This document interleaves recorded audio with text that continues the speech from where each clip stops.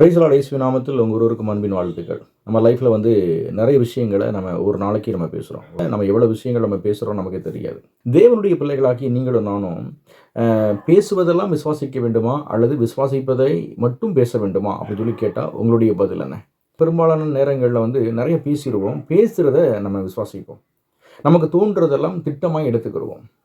நம்ம விரும்புகிறதெல்லாம் தரிசனமாக நினச்சிக்கிடுவோம். இது எல்லாமே தவறுன்னு நான் நினைக்கிறேன். ஏன்னா பைபிள் நமக்கு என்ன சொல்லுதோ, வாக்குத்தத்தம் என்ன சொல்லுதோ அதை நம்ம விசுவாசிக்க வேண்டும். விசுவாசிப்பதை பேச வேண்டும். நம்ம என்ன விசுவாசிக்கிறோம்? நம்ம வாழ்க்கை நல்லா இருக்குன்னு நம்ம நல்லா இருப்போம்னு சொல்லி பைபிள் சொல்லுது. நல்லா இருப்போம் அப்படிங்கிறத நம்ம விசுவாசித்தோம்னா அதை நம்ம பேசணும். வாக்குத்தத்தம் நமக்கு என்ன வாக்குத்தத்தங்கள் நம்ம லைஃப்பில் என்ன சொல்லுதோ அதை நம்ம பேசணும். நிறைய விஷயங்களை பேசுகிறோம். சில நேரங்கள் அதெல்லாம் நெகட்டிவாக நிறைய விஷயங்களை பேசிடுறோம். நெகட்டிவாக பேசுகிறத நம்ம விசுவாசிப்போம்.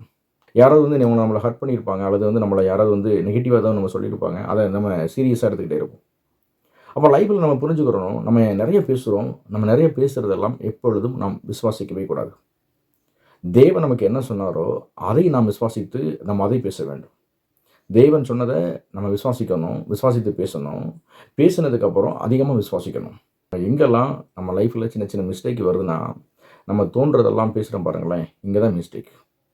அன்பிளான்டான வேர்ட்ஸ் எல்லாம் நம்ம எங்கெல்லாம் பேசுகிறோம். தேவையில்லாத வார்த்தைகளை நம்ம எங்கே விடுறோம். அவிசுவாசம் என்பது வார்த்தைகளிலும் சில நேரங்களில் வெளிப்பட்டுருது. உள்ளம் விசுவாசத்தினால் நிறைஞ்சிருந்துச்சுன்னா விசுவாசமான வார்த்தைகள் வரும். உள்ளம் பயத்தால் இருந்துச்சுன்னா பயமுள்ள வார்த்தைகள் வெளியே வரும். உள்ள என்ன இருக்குது? உள்ளத்தில் விசுவாசம் நிறைந்த வார்த்தைகள் இருந்துச்சுன்னா அப்போ அந்த வார்த்தைகள் தான் நம்ம வாயில் வரும். அப்போ அந்த வாயில் வர வார்த்தைகளை மீண்டும் நம்ம விசுவாசிக்க வேண்டும். சில நேரங்களில் நம்ம விசுவாசத்தை எது துவங்குதுன்னா வார்த்தை தான் துவங்குகிறது. நம்ம விசுவாசிப்பதை அடையாளப்படுத்துறதும் நம்ம பேசுகிற வார்த்தை தான். நம்ம கவனமாக பேச வேண்டிய இடத்துல நம்ம இருக்கிறோம். நம்ம எதை பேசுகிறோமோ அதையெல்லாம் விசுவாசிக்கக்கூடாது. எதெல்லாம் விசுவாசிக்க வேண்டுமோ அதெல்லாம் நம்ம பேசணும். அதை பேசினதுக்கப்புறம் அதை அதிகமாக விசுவாசிக்கணும். சில நேரங்களில் கூட ஜெபங்கள் கூட அவிசுவாசத்தின் வெளிப்பாடாக இருக்கும். நமக்கு வார்த்தை சொல்லும், நீங்கள் இப்படி ஆகிடுவீங்க, இதெல்லாம் உங்கள் லைஃப்பில் நடக்குதுன்னு வார்த்தை சொல்லிடும். கண்டிப்பாக ஜெபம் பண்ணணும்.